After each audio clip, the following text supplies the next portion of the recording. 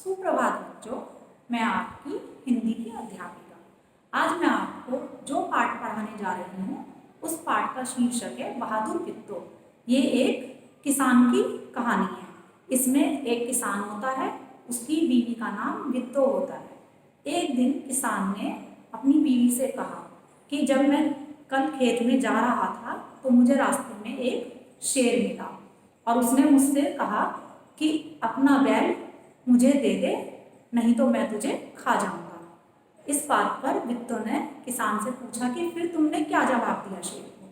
तो किसान ने कहा कि मैंने उससे बोला कि तू रुक अभी और मैं एक गाय लेकर आता हूँ। मेरे घर में एक गाय है और बैल अगर तुम खा जाओगे तो हमारा घर का खर्चा कैसे चलेगा? भाई बैल से वो खेती करते थे तो वो खर्चा कैसे चलता?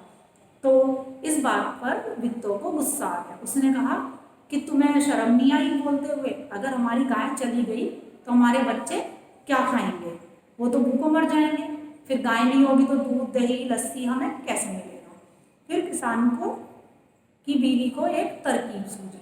उसने किसान से कहा कि तुम खेत में जाओ और उससे बोलो शेर से कि गाय तो हमारी मरियल है और मेरी बीवी तुम्हारे लिए एक मोटा ताजा घोड़ा लेकर आ रही है। तो उसकी बीवी ने किसान को भेजा और किसान डरता डरता शेर के पास गया।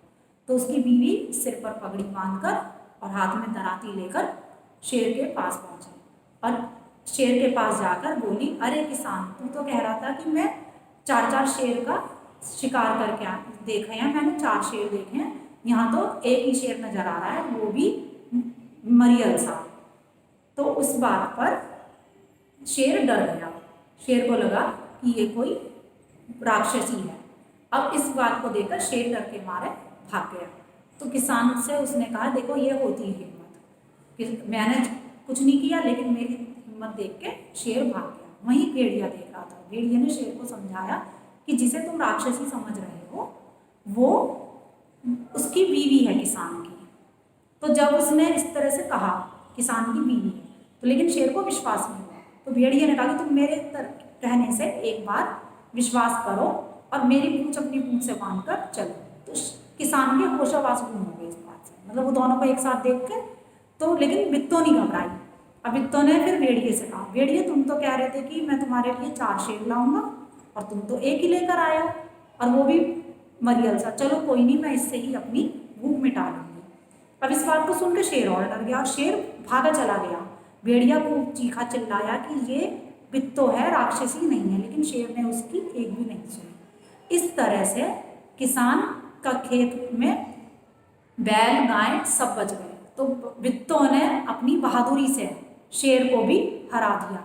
तो बच्चों, हमें इस कहानी से ये शिक्षा मिली कि हमें कभी भी किसी चीज़ के लिए घबराना नहीं चाहिए और हमें हिम्मत से काम लेना चाहिए। तो आप इस कहानी को अच्छे से पढ़ें, सुने और इस कहानी से हमें क्या शिक्षा मिलती है इस बात पर ध्यान करें। धन्यवाद।